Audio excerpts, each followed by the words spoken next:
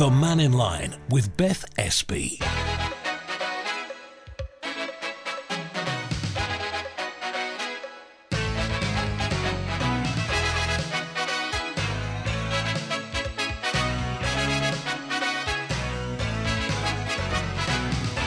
Well, first, good afternoon. How are you this lunchtime? Lovely to have your company. It is Beth in for Andy just for today. He will be back tomorrow. We're just on FM because it's Southern 100 this week, so the motorbiking station is over on AM. We've got Chris Quirk on the phones who'd love to talk to you about anything that is on your mind this lunchtime. Still, perhaps, lots of thoughts about air travel. We've been hearing about overgrown paths on hedges on yesterday's programme, and we've just been hearing in the news about another island business closing. Is enough being done to support them? 66 13 68 is the number to call. You can text 166 177 or email studio@manxradio.com. You can also find us on WhatsApp as well if you just use 07624 166 177. First, I just want to get to a couple of things to catch up on from Friday's programme that I didn't get round to mentioning yesterday. Firstly, we did have a caller and a couple of text messages about the consultant Peter Duffy leaving Manx Care. Apparently, according to a texter, it was his last day on Friday. I have contacted Manx Care about this, but I haven't heard anything back as yet. So as soon as we have any information, we will bring that to you. A little while ago, we also had a message in about Lloyd's Pharmacy. This message said, I went down to the St Paul's branch of Lloyd's Pharmacy and was told by a lady working there the Isle of Man branches have been sold on to another company. The text goes on to say they have basically no staff and the ones that have are worked to the limit, not a good situation. Any truth in this? Well, I did contact Manx Care and the Department of Health and I was given the following statement. Lloyd's Pharmacy is a private business, therefore we cannot provide any comment on their ongoing commercial activities. Community pharmacies have an essential role in healthcare provision on the Isle of Man, providing a vital service to the public. The Department of Health and Social Care provides advice and support to all of the island's community pharmacies and is also working with Manx Care and other departments and stakeholders to ensure our pharmacy provision is secure and delivering the required service to the public. That's the end of that statement. We do hope to have a little bit more information to bring you on that in the next couple of days, but that's the situation there. This was a message we got in yesterday that I didn't get round to reading out, and it's about passports. Could you mention the backlog at the Isle of Man Passport Office? I sent my newborn baby's information away over 30 days ago, just to be told last Friday that they don't have passports. On top of the original cost of passports, whoever is in charge of the Passport Office needs a serious word with themselves. That is a message from Mr. Corkish. There is a notice on the government's passport website which says we are experiencing a continued increase in demand for the passport services. They say emergency travel documents will be continued to be delivered within 24 hours. Express service will continue to be delivered at 5 working days, and the standard service has seen the highest increase in applications, resulting in this service taking longer than 20 working days. So that is the information on the website. Again, we hope to bring you more on this in Update this evening. Let's go straight to the lines now, though, and join David. Good afternoon, David. Oh, good afternoon, Beth. This is a bit of a shout-out, really, because I'm not shy in criticising Manx Radio, but I want to praise where praise is due, and that's to your colleague in the newsroom, Lewis, for last night's agenda programme, which I thought was excellent. Lovely. So this was a look back at the petitions for redress of grievance. That's right. No, I wasn't one of those petitioners, but it was really nice to see coverage given to all of us that went up to the Hill on Wednesday last, and what a really good set of interviews he managed to get. Him and Chanel, I think it was on the day, managed to garner on Tynwald Day. Oh, that's lovely, David. Really appreciate it. It's always nice to get a positive comment. You're welcome, yeah. It's interesting because mine was on education, and today we've just seen the SATS results being published in England, which are showing we're still not at pre-COVID pandemic levels for primary school children. Which is interesting. But one thing that the programme was going to look at was they asked, I think, a lot of the petitioners, was whether they had any confidence that their particular grievance would be taken up. I think to a man we all said, hell will freeze over, or to paraphrase, before anyone takes it up. But I wondered, here's a suggestion for you in your news editor hat, whether you'd follow up with each of the, or send a questionnaire out to the Keys members, and ask them, well, have they read the petitions? And have any of them caught their eye, and if so, why? It's a good point, David. I mean, have you been in touch directly yourself with any Tynwald members to see if they will carry yours forward? No, I tend not to do that. I've been promised in the past, I've been let down in the past. Prior to the last election, there was a petition that was going, and I was assured by two members of the Keys, one who is a current minister, one who was seeking to be elected to the House for the first time, that they would take up a particular petition that I had an interest in, and radio silence since. Joni Farragher tried to take mine up last year, but that was ruled out of order because it wasn't personally affecting me. Now, of course, the rules have changed. But last year I was looking to try and get Manx students on a level playing field for university offers with their English counterparts, but they're not, of course. So despite the fact, David, that you've had this frustration in the past, you still clearly feel that this is a democratic right that's still worth doing? Absolutely, and I will continue to do it. I think I've done it now for the last 5 years or so. And I've had a quick look at, listen to the report last night. I personally, as an ex-nuclear submariner, was very interested in Martin Perkins's suggestion, looking at the options for nuclear power. And in fact, he alluded to submarines, I think, in his interview. Now, I remember my days in the Royal Naval College at Greenwich, and we had a nuclear reactor under the building there for training purposes. The local population probably hardly knew about it, I have to say. And it was sufficient to generate half a dozen light bulbs. And the reactor was affectionately known as Jason because it was just another source of neutrons. Oh, David, really do appreciate you taking the time to phone in, and we will pass your comments on to Lewis. And it's an interesting point to see whether any of these petitions have caught the eyes of any of the Tynwald members. Yeah, I mean, I'm not sure they will. It'd be interesting to see how many catch the eyes in the year before an election. I can only remember, if I'm casting my head back, I can only think of two in recent times that have been taken up. There's probably more, but I remember, I think the footpath one was taken up. There was one about planning that was taken up, and I think there was one, actually a third one, about either TV licences or rail travel. I can't quite remember now, but very few seem to get taken up. But it's a democratic right, and that's what makes our Parliament unique in many ways. And I hope they're not ridiculing people that go up there. I know it's easy on social media, you get, oh, look at that fool. But hey, a lot of people put a lot of effort into these petitions. I always cross-reference mine with data. I put a lot of data that I've either garnered from freedom of information requests, so it's informed, and it's there for the members of Tynwald to look, read, and investigate further if it takes their fancy. David, thank you very much indeed, as I say, for calling. We will pass those comments on. And if anybody missed that agenda programme, you can listen back at manxradio.com. It was a look at all of the petitions for redress of grievance that were presented at Tynwald last Wednesday. A couple of messages from Big John in Laxey. First of all, one I didn't get round to reading yesterday. Can we please ask the public to stop planting plants up the Albert Tower, as they are not indigenous to the Isle of Man and are spreading like wildfire and destroying the natural habitat? It's a nice gesture to plant them, but bad for Albert Tower glens. Not sure who's doing that, Big John. Let's see if we can find out. But he also has a fantastic idea, in his own words, for Douglas commuters.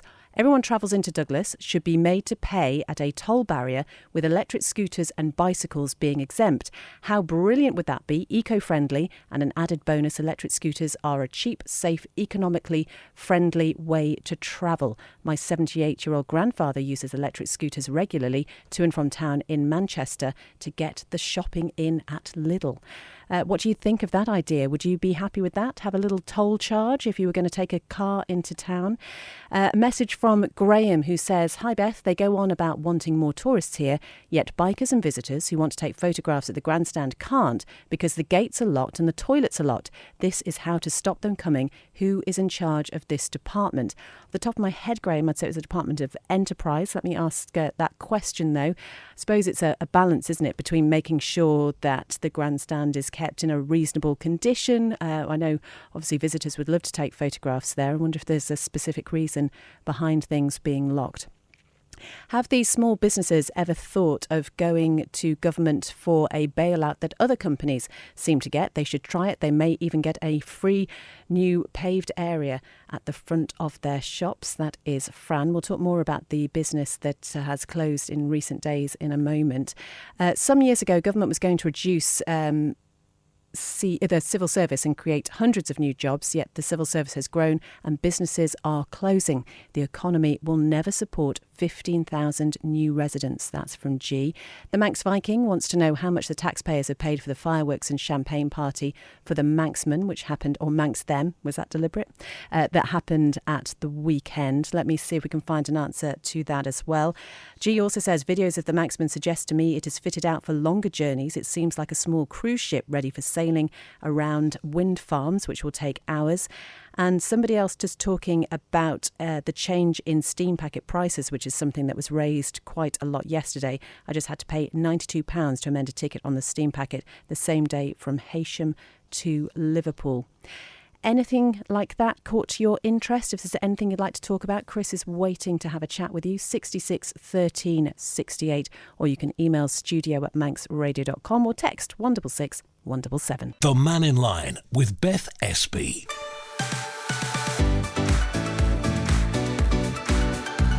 The Nation Station, Manx Radio. It is just coming up to 20 past 12. Lovely to have your company this lunchtime. As I say, 66 13 68 is the number to call. Especially if you're a first-time caller, it'd be great to have a chat to you about whatever is on your mind. We had that message about passports from Mr. Corkish. I did read that earlier.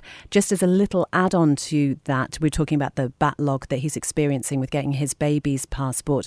We go away on our only family holiday of the year on Saturday, and we've just had to pay an extra £450 for temporary passports. That's on top of the original cost of the passport.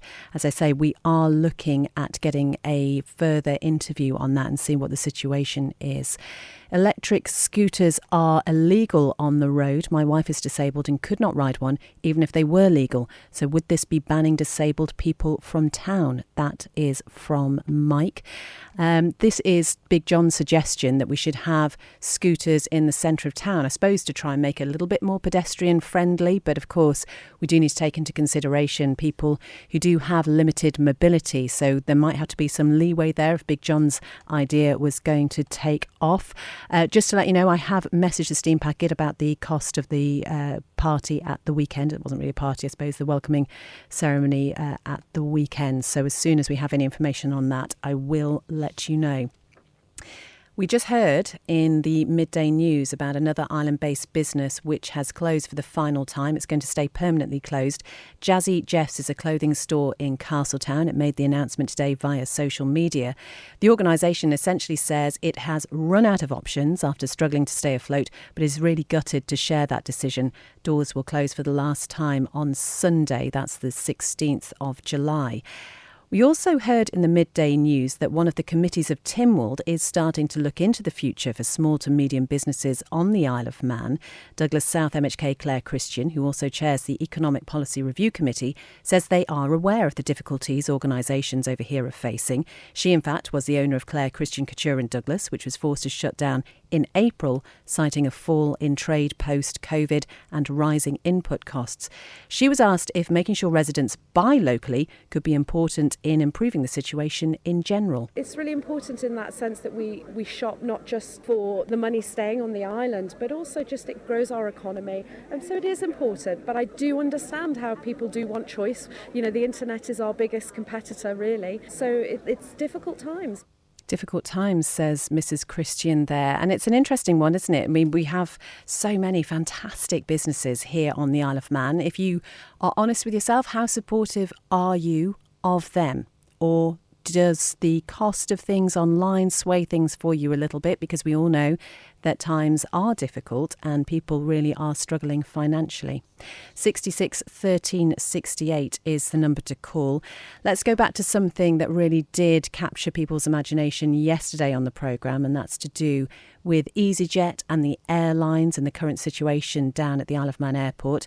Social media speculation that EasyJet should have given more notice of its plan to shelve a number of flights to and from the Isle of Man has been challenged by the airport director, Gary Cobb. He says while the airline's decision to cut or change a number of services is frustrating for passengers, that was actually not within the airport's control. And he maintains that not all delays at Ronaldsway are due to the current air traffic control restrictions. So the EasyJet schedule changes that we've just seen, I think it's 1,700 flights, predominantly out of Gatwick. Gatwick's seen quite a lot of ATC issues, bearing the brunt of everything that's going on in Europe in terms of either ATC strikes, ATC restrictions, what's going on in Ukraine, NATO exercises or weather. So I think EasyJet are probably just putting in some stability into their schedule by reducing some of the frequencies on those routes. You do see on social media that it's because of the Isle of Man's ATC. We're not even factoring into it. This is just to allow their biggest base at Gatwick to have some resilience to be able to cope with it. The schedule change that we did to ATC was carefully done in that it shouldn't cause any cancellations. Ultimately, we'll be adding 30 to 40 minutes on to somebody's flight. So you'll be seeing delays which were caused by us. But if you've got a delay of 3-4 hours, chances are you've been touched by something that's going on in Europe, something that's going on in the wider UK network. Airlines change schedules all the time. And I saw on social media a lot of people have, it's disrespectful to the Isle of Man that they don't tell us. I doubt that any other airport, apart from maybe Gatwick, will have been told. Mainly because it's just a small change in terms of an airport. We don't contract with airlines on route. I think there seems to be a misconception that we sit there and sell the route to Gatwick and then therefore we can kick EasyJet off it and then bring somebody else in. That's not how routes work. EasyJet will come to us and say we want to fly the Gatwick route, and then our published fares or our contracted fares with the airline then come in. It's not we sit there and say, oh, you can fly there or fly here at this time. The flying times, the destinations are completely and utterly at the airline's discretion. Any commercial airport wouldn't actually really care where airlines fly to, because ultimately they'll get the revenue no matter where they fly to. It's a little bit different in this role in that it's part commercial airline and then it's part lifeline service. So we do a lot of work to try and look after what routes we protect in order to provide the air connectivity that the island requires. So we'll have conversations to try and protect routes, but ultimately if someone's changing a frequency or cutting one out of the middle, then it's unlikely that we would be told. If they were pulling off the route completely, absolutely, they would have probably spoken to us about it, but they just removed some parts of their schedule in the hope, I think, from on their side that gives them the flexibility to be able to guarantee the other flights that are coming to make sure that they go. That is the airport director, Gary Cobb, answering some of the queries that we raised on yesterday's Mannin Line programme with regard to EasyJet and them changing their flight schedules. We heard yesterday 1,700 flights being affected across the summer. We know there are ATC going on strike across Europe over the summer as well, which is, I guess, to directly affect people who are going on holiday. But what do you make of what Mr. Cobb had to say there? 66 13 68 is the number to call. The parking situation in Douglas, says Pat, is a nightmare. Most places are taken up by people outside of Douglas who are in the town to work. The government should make all parking in town pay and display to encourage all-day parking at the Bowl and Park and Ride. Now, Pat, I seem to remember, did we not trial some sort of park and ride? This was quite a while ago, wasn't it? And I just wonder, clearly, maybe it just didn't take off because it's not happening now, is it? But yeah, would you use a park and ride scheme if there was one available? Would that work for you? Or is the convenience of taking your own car and being as close as possible just something that is too difficult to give up? What do you think? But the parking situation, I mean, it's never going to be one that goes away, is it? So I would like to know why a certain company are allowed to park up to 7 vans on Hill Street, stopping parking to go to St Mary's Church, asks one texter. And somebody else has messaged to say, with regard to Big John talking about the plants up at Albert Tower, nobody is planting plants at Albert Tower as I walk there daily. And as for electric scooters, it just won't work. That is a message from Peter. Regarding Manx Care, when they appear on Mannin Line, they talk of wanting millions, in fact tens of millions more in funding. I don't know if they talk about wanting it or needing it for all the services, I suppose, that need to be paid for. They have had extra, yet they are not questioned on performance. For one example, the cancer wait list referrals to treatment in 62 days is the standard aim. The actual performance, according to this listener, seems dismal. In the recent year to February this year, it ranged from 20% to the low 40%, achieving the target. This should be above 85%. It is time critical with this illness, and this is shocking. Those are things we will have to put to Manx Care to verify. Don't know the answer to your question, Fred, but let me ask that question as well. And in a moment, we're going to have an interesting thought on wallabies. The Mannin Line with Beth Espey. Hello. It's to do with the wallabies that have now increased their range of where they are penetrating the uplands. I actually have video of a wallaby bouncing in front of me along the Benny Pot Road. It's about time that we stop treating like with kid gloves, and we need to trap them and put them back into the wildlife park or euthanize them, because the damage they are causing to the ecology of the uplands, the ecology of the wetlands, it's a DEFRA problem, and they are responsible for managing and retaining carbon capture. But the wallabies now they are becoming uncontrollable and they're diseased. So if you could possibly mention this. I know it's one of these sensitive subjects where people think they are fluffy little things, but they are causing considerable damage now. And if they're up the uplands, up Benny Pot Road, then they'll be in your gardens, they'll be in all the scientific areas of scientific interest. And it's about time that they were treated as vermin as what they are. So what do you think of that? That was a message that was left on our out of hours line, 682-631. Wallabies, they should be euthanised or put back in the wildlife park where they belong. I wonder where the strangest place that you've seen a wallaby on the Isle of Man is, because I think they have sort of outreached into other areas. They're not just around the Curraghs. I know you can have a walk around there, and certainly at dusk that's a great time to see them. What do you make of what that caller had to say? Sue has been in touch to say the trouble is, this is with regard to Big John's idea about sort of making it less of a car area in the centre of Douglas. The trouble is, says Sue, many people don't just drive to work. They have to drop kids off at school or maybe do the weekly shop on the way home. And some jobs, like teaching, require transporting books and paperwork to and from home every day. That's always going to be the issue, isn't it, Sue? And, how easy is it to lug things onto a bus and then get to your car? I suppose that's not going to work for everybody. But Mike says, what about a horse tram park and ride? Doesn't matter. It doesn't go anywhere nowadays anyway. Tongue in cheek there, Mike. There is one thing that's destroying the Isle of Man. That is the price of travel. Also referring to the steam packet, our politicians are getting champagne and caviar poured down their necks along with free travel. Nothing will change. Any political genius will tell you that. I can tell you there was no caviar at the weekend, and it was not real champagne, so I don't know if that makes things any better. I suppose it's not unusual to have a welcoming ceremony where people are invited, and actually the VIPs were the people who have been involved in the Manxman since the very beginning. They were the people who were given the VIP tickets, and some of the MHKs were there. They weren't necessarily all VIPs though. But what do you make of that? Is it okay to have a ceremony like that when it's something that we have been waiting for a very long time? Euthanise the wallabies, and we might get a few cheap wallaby burgers since the meat is so expensive right now. Would you eat a wallaby burger?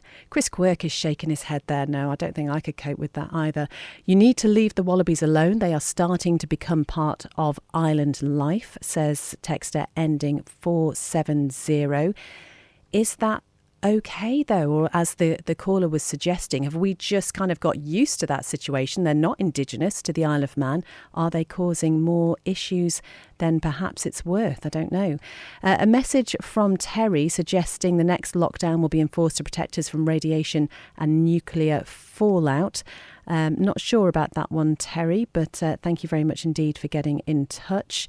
And Dick has been in touch again, just following on from him wondering about Manx Care employing 2 more non-executive directors from England at the weekend, then asking how many of the directors or non-executive directors of Manx Care are living across. Dick wants to know how much are they all costing, as at this rate Manx Care is going to need a bigger boardroom table. Then he refers to some of the situations that happened in the past year with the employment of Professor Hugo van Woerden as the interim public health director, who also lives across and worked over here for a couple of days a week. In most jobs in government, you don't normally have someone effectively temping for over a year. So what has happened here? Or is public health, like in Manx Care, happy to keep filling health positions with part-time directors from across? Surely government should have learnt its lesson by now with regards to things like accountability.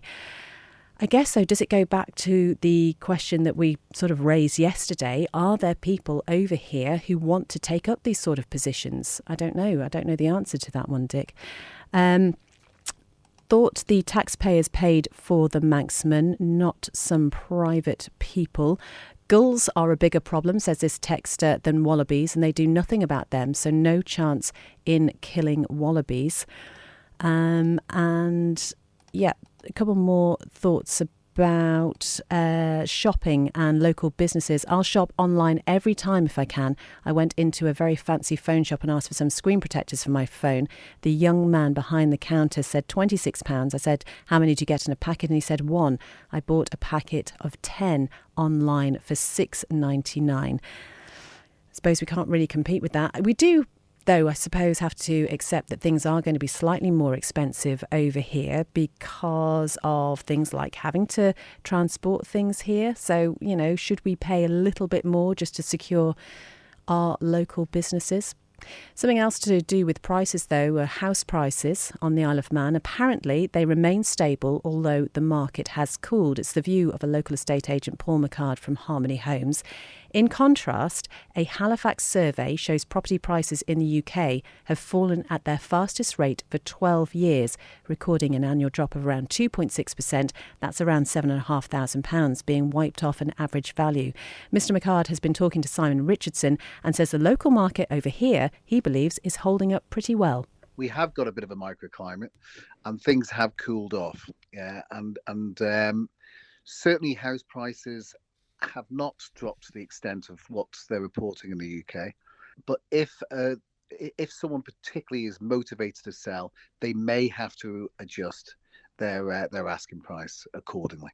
So the situation we had maybe a year, 2 years ago, where people were paying more than the asking price for a property, that's reversed somewhat.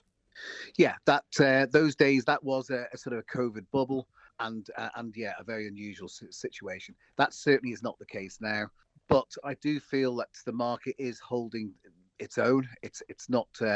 It's certainly not getting the reviews that the UK is. And I know as a whole, the Halifax, they're doing it across the board with the UK. It is obviously in regional places, it's very much different, and likewise as it is here. Now, the pressures on the market, both here and in the UK, include, of course, the very high mortgage rates and the pressures on people's budgets. That, I suppose, itself is going to have something of a damping effect. It is, without a doubt. Yeah, people now, obviously, who are coming to the end of their fixed rate terms, they're seeing obviously a lot more payment or higher payments going out on a monthly basis. People are hunkering down. They are and just sort of reviewing what in the next 12, 18 months is going to happen. But the big thing is we've been very lucky over 14 years or whatever it was, having very low suppress rates. That was unheard of. We're back now to really where we were pre the credit crunch. If I could ask you just to get the crystal ball out finally just for a moment, if we look ahead, do you see a situation where there could be a sharp correction in prices on the island, or do you think we will maintain some kind of stability in the months ahead? I think stability is the main thing. I don't think there is going to be a harsh reaction to it. There will be some adjustment on Pacific properties and Pacific sellers. certainly. But as a whole, no, stability hopefully will endure. So presumably well turned out, good quality properties are still going to be in demand. There's still activity out there, Simon, yes, albeit the diary isn't quite as full as it was. That is Paul McCard from Harmony Homes talking about house prices on the Isle of Man. I don't know if that's your experience, if you are buying or selling a property at the moment or thinking about it. It would be interesting to hear what you think. We've been talking about wallabies. Michael has sent a photograph of a wallaby with a baby wallaby sticking out of the pouch saying, "How could you eat this?" I didn't say I could. Absolutely not, Michael. And just with regard to the Manxman, somebody's message to say that somebody who was involved since the very beginning of the Manxman's journey was not invited. So that is one also that we can ask about. The person complaining about wallabies is just wrong. Wallabies are not doing the damage that she's moaning about. Far from it. Should we just kill everything off just because someone says so? Too much wildlife is dying off, and our grandchildren will only learn about it in books in the future. I suppose the point there is that wallabies are not native to the Isle of Man. I don't know how they made their great escape from the wildlife park all those years ago. I'd be really interested in hearing that story. But are they okay to be left out in the wild? Let's go to the lines and join Bonzo now. Good afternoon, Bonzo. Oh, he's not there. Hang on a second. I think he's there now. Bonzo? Hello. Hello. Yes, I'm sorry about that. If you heard me sneeze just then. Oh, I didn't, but bless you. So, yes, thankfully I managed to get myself away from the microphone, on the phone. Talking about the Manxman and such. Okay, it's a brilliant boat. It's an absolutely fantastic. It had to be custom made. It's the biggest that it can be in order to get into the harbour. So it's a miracle of technology, because I think it has now 6, I think, of those thrusters. So it can really sort of turn, quite literally on a sixpence. And the internal fit and stuff, great. The only problem is, of course, it costs £78 million. And that's just the ticket price. What it's going to cost to operate, we don't exactly know.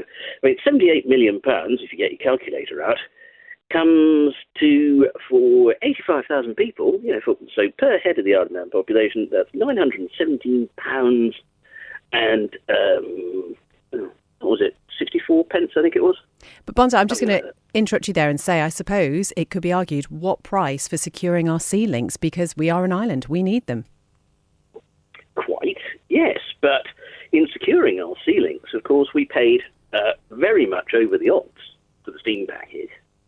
The steam packet cost 120 million to buy, and quite frankly, it was worth a quarter of that. Who says it was worth a quarter of that? Is that your estimate? Oh, that's mine and others' estimates, because the actual value of the business was the 2 ships, now, and some goodwill, and that was it, because there was only a business so long as the Manx government allowed the license for the business. It is going to be an ongoing conversation, but I suppose I would just go back, Bonzo, if I was playing devil's advocate, which I do like to do. We do need those links. So what would people, I suppose, have been prepared to pay? What sort of ship would you have preferred to see? What would have made people happy in this situation? Well, no, I would have preferred to see the ship that we've got now. But the thing is, it was how it was paid for, and how that sum is going to actually be repaid, because Manxman has about 30% more capacity, I think, than the Ben. And 30% more capacity. How is traffic going to be growth? How is traffic growth going to be driven in order to fill that additional capacity? Now, it's not going to be done, I think, on the current fare structure. This isn't. This is a common problem that's raised on Mannin Line and elsewhere, in that Isle of Man Steam Packet Company, of course, have to operate as a proper commercial company. It's expected to make profits. It's expected to charge what the market will bear, that sort of thing. And in that, I'm afraid it's not going to be helpful to generating the kind of the growth that the Isle of Man needs. It is a lifeline service, and it needs to be priced as a lifeline service. It has had this taxpayer support to re-equip. Now I think it needs to think, or now the government needs to think about how to use it as part of a broader economic tool, rather than just permitting it to charge market prices, which will just reduce traffic over time. I think with regard to the purchasing of the steam packet and the Manxman, the steam packet is a company. It will be paid on a maritime mortgage, the same as the Ben McCree was. This is borrowed money that will be paid back with interest. And I guess, Bonzo, it's the same as any other shipping line, regardless of who the owner is. It's the same process they go through.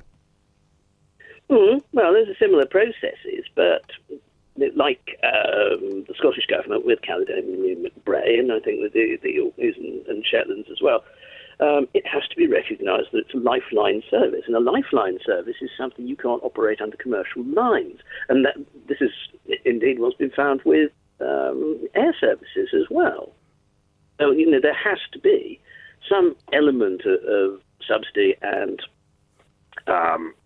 government planning on this in order to actually ensure that those vital links are there.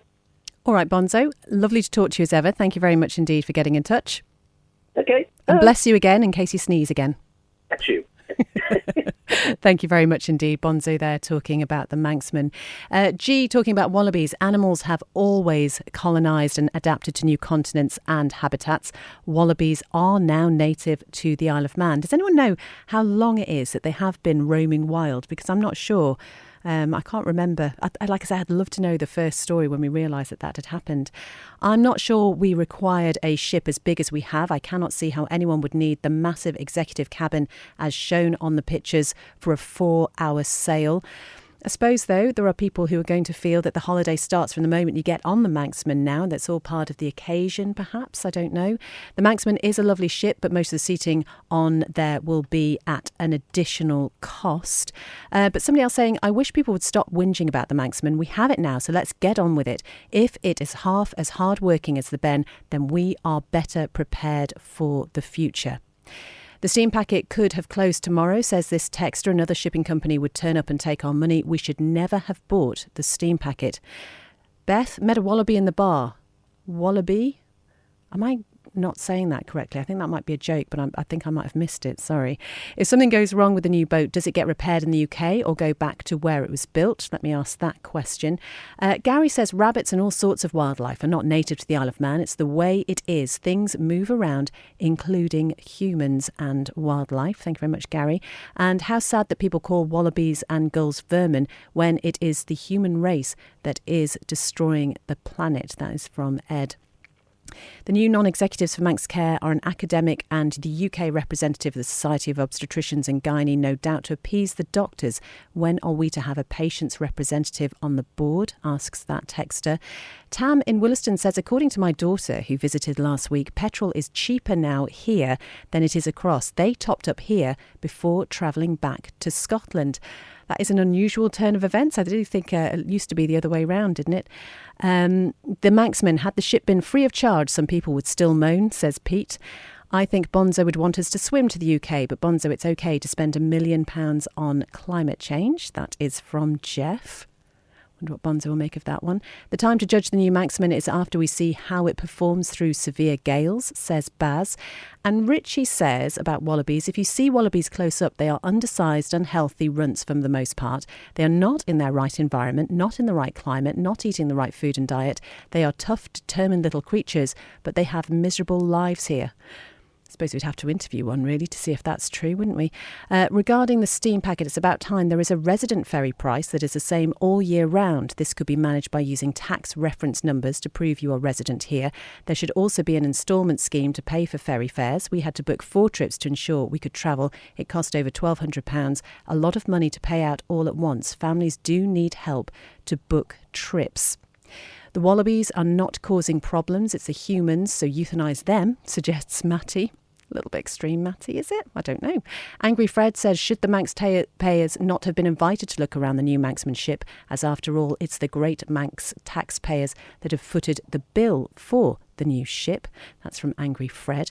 Lucy says, there are wallabies in Glen Alden and Ramsey and up Ballure Reservoir. Don't have to go to Australia to see them. Like I was saying a little bit earlier, I suppose, it's something of an occasion, isn't it? If you go wallaby hunting at certain times. I know people like John Dogg do tours around the Balaf Curraghs. I wonder what his view is on the wallaby situation. It'd be interesting to find out. Joe McCann says the flight issues need solving sooner rather than later. It's very costly for businesses. This is referring not only, I suppose, to the EasyJet situation, but the also recent ATC issues that we have been seeing. Why are our politicians and civil servants enforcing and implementing draconian and Orwellian rules and regulations as dictated by the World Economic Forum? Because the wealthy members have not been voted in, nor are part of our established traditions and way of life. It seems some people want to keep us in perpetual debt and poverty. Just looking for opinions on that, says Joe. I should say there was a text earlier which referred to politicians having free travel. I'd probably dispute that one. I don't think we've got any proof that politicians are just given free travel, or whether that was something that had happened or is happening. Great fireworks at the weekend, but at the expense of the loyal, long-serving members of the Steam Packet Pension Fund who've not had an inflation matching increase on their pensions for 20 years. Some are not receiving anything at all. That is according to this texter ending 014. I can't comment on that. Don't know the details of that one. Petrol £1.39 in Liverpool, cheaper in Surrey than here as well, says Alison.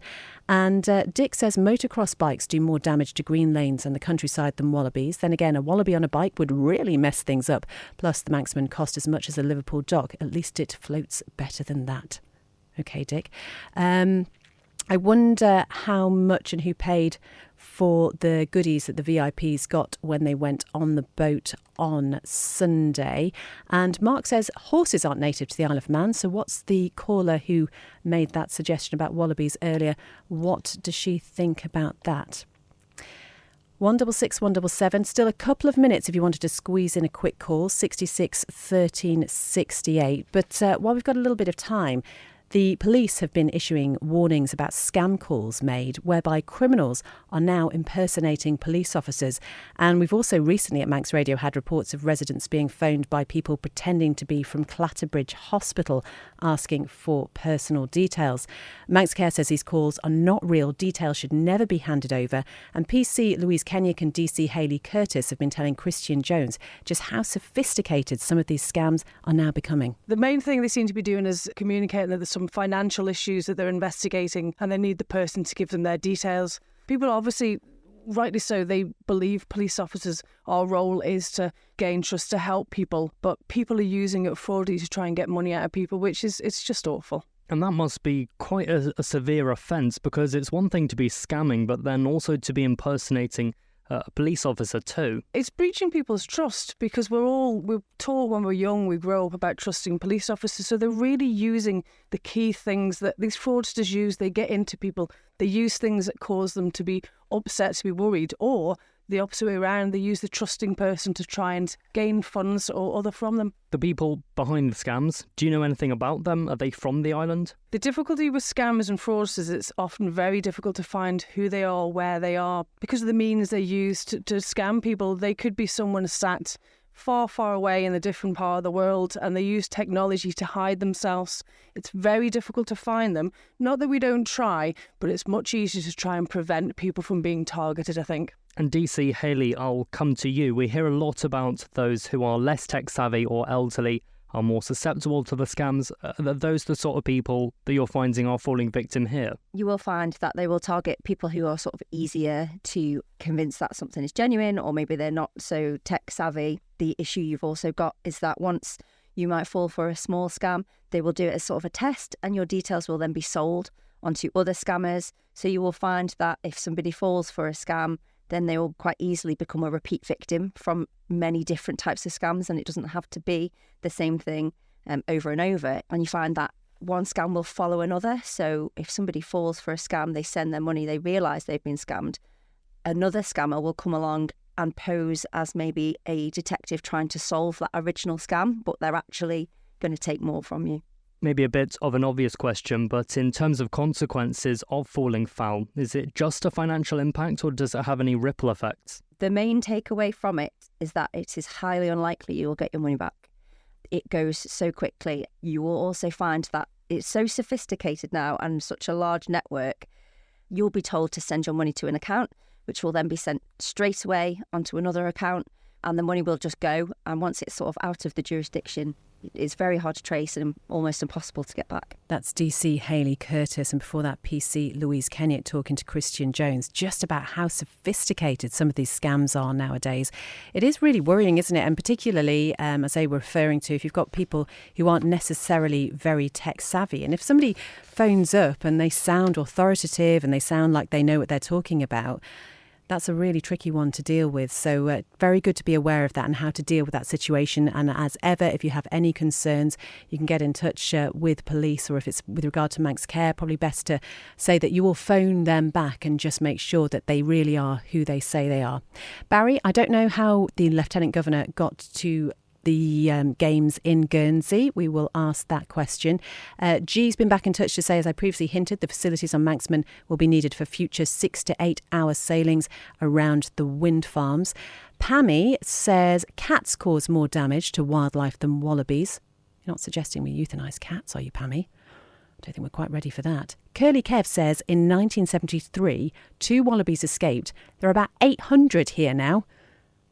They were busy, weren't they? Save our wallabies, says texter ending 295.